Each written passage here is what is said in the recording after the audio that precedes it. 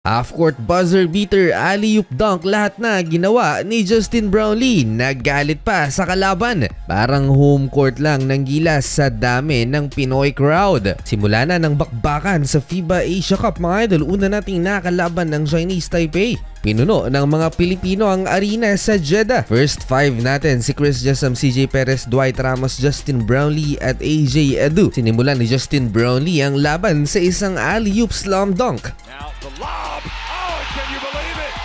Not a clean finish pero sapat na yan para pasahin ng mga Pilipinong nasa arena. Yan ang nag-iisang puntos ng Gilas Pilipinas sa first 5 minutes ng first quarter dahil natambakan nga tayo 10-2 run ng Chinese Taipei. Pinisikal din ng kalaban si Justin Brownlee at hindi nagustuhan yan ni Noy PJB. Maagang napabuhat si Justin Brownlee. Ang first 8 points ng Gilas Pilipinas ay nagmula kay JB mga idol, habang ang Chinese Taipei lahat kumakana. Maganda ang kanilang shooting outside the arc at napabuhat itong local player nilang si Ying Chun-chen with 11 points. Umabot ng 17 points ang lamang ng Chinese Taipei bago natin naitala ang ating first 3-pointer of the game courtesy of Calvin Oftana. Hindi makaporma ang Gilas boys sa depensa nitong si Brandon Gilbeck sa ilalim. Justin Brownlee to end the first quarter, half-court buzzer beater shot.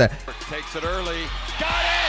11 first quarter points for Justin Brownlee, 11 points ang hinahabol ng Gilas Pilipinas, 27-16 going into second quarter. Non-stop ang trabaho ng ating naturalized player dito sa second frame. 5 quick points to start the quarter. Nilabas si Justin Brownlee, pinasok si Carl Tamayo at nakipag-pisikalan kaagad. Palaban ng Chinese Taipei at nakikipag-trash talkan din. Finally, at nag-step up na mga local players, especially kay Scottie Thompson. What a rebound or at the play-up. Mabasa 4 ang lamang ng Chinese Taipei pero pinasaya lang ng saglit ang mga Pilipino dahil muli silang nag-run. Si Ying Chun-chen at si Robert Hinton ang pangunahing problema ng Gilas Pilipinas. So far, combined with 27 points ang dalawang player na to ng Chinese Taipei. Hindi pa nabibigyan ng minuto si Kevin Kiambao mga idol, 43-34 in favor of Chinese Taipei at the half. Third quarter, nalagay sa foul trouble si Brandon Gilbeck, ang naturalized player naman ng Chinese Taipei. Pero mas malala naman ang nangyari kay Justin Brownlee dahil nakuha niya ang kanyang pang-apat na foul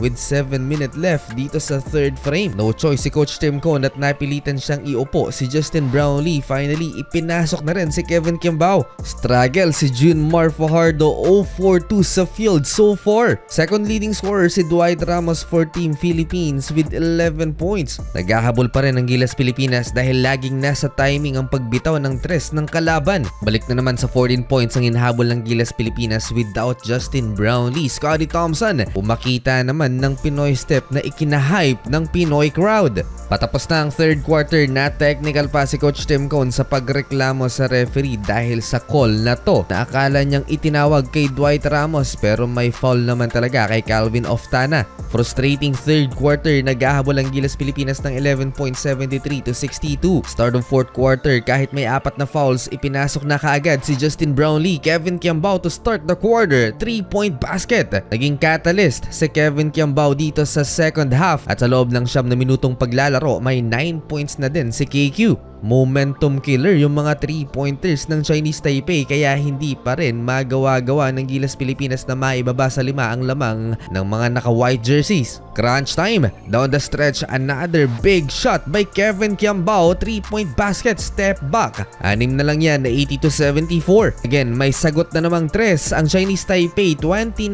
points na yung number 9 jersey nila na si Ying Chun-chen. Sobrang malas ni Abay, mas marami pa ang turnover kesa sa kanyang puntos. Last 2 minutes ng fourth quarter, naghahabol pa ng 10 ang Gilas Pilipinas. Well, malaki yan at hindi na nahabol pa ng ating mga kababayan, and for the second time ngayong taon, tinalo na naman tayo ng Chinese Taipei mga idol.